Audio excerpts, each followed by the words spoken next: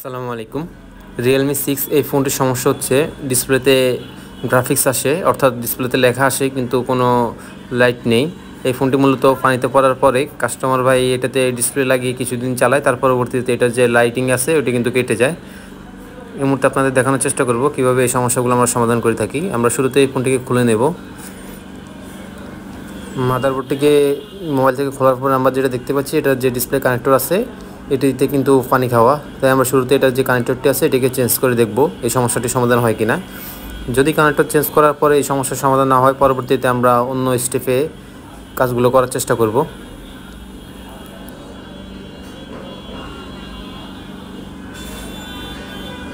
আমরা কানেক্টরটি উঠানোর পর দেখতে পাচ্ছি এখানে পানি খেয়ে পুরো নোংরা হয়ে আছে। এখানে যে লাইনগুলো ড্যামেজ আছে ওই লাইনগুলোকে আমরা স্কেচ করে মাল্টিমিটার দ্বারা মেপে দেখবো এগুলো ঠিকঠাক আছে কিনা।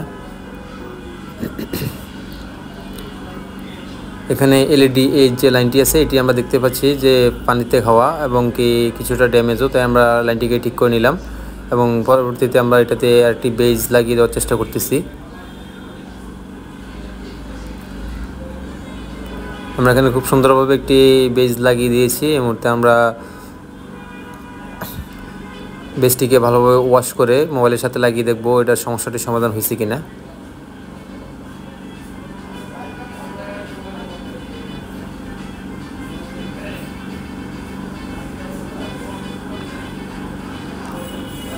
আমরা মাদারবোর্ডটি মোবাইলের সাথে লাগানোর পরও দেখতে পাচ্ছি এটার যে লাইটিংয়ের সমস্যাটা কিন্তু সমাধান হয়নি, অর্থাৎ মোবাইলটিতে এখনও কিন্তু গ্রাফিক্স আসে কিন্তু কোনো লাইটিং আসে না।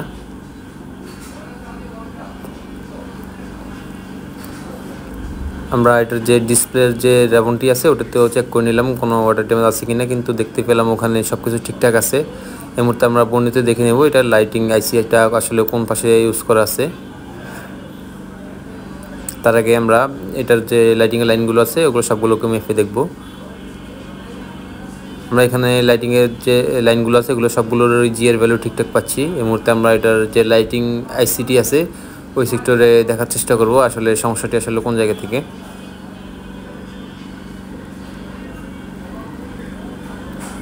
লাইটিং সেক্টরে কাজ করার আগে এটার উপর যে টিনটি আছে আমরা ওই টিনটিকে খুব ভালোভাবে কেটে নিলাম। টিনটি কাটার পর দেখতে পাচ্ছি যে এটা পুরো মাদারবোর্ডই কিন্তু পানিতে খাওয়া,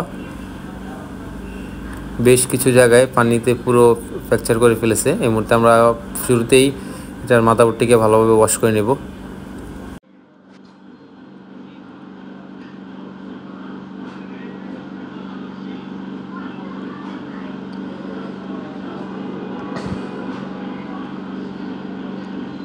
আমরা মাদারবোর্ডটিকে খুব সুন্দরভাবে ওয়াশ করে নিয়েছি। আমরা শুরুতেই এটার মধ্যে ভোল্টেজ চেক করার চেষ্টা করব, ভোল্টেজগুলো অ্যাকুরেট আছে কিনা, অর্থাৎ ইনপুট আউটপুট ভোল্টেজগুলো অ্যাকুরেট আছে কিনা।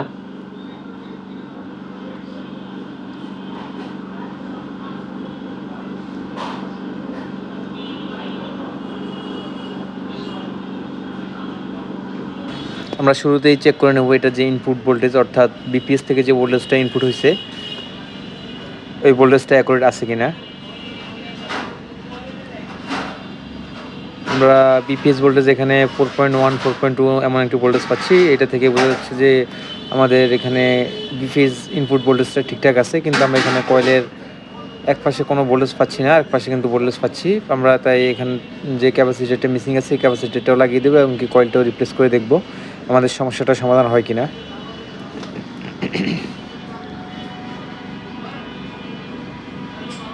ওয়াটার ড্যামেজ হলে অনেক ক্ষেত্রে দেখা যায় শর্ট সার্কিট হয়ে এরকম যে ক্যাপাসিটারগুলো আছে এবং কি কয়েলগুলো আছে কয়েলগুলো পুড়ে যায় ভিতর থেকে এবং ক্যাপাসিটারগুলো শর্ট হয়ে যায়।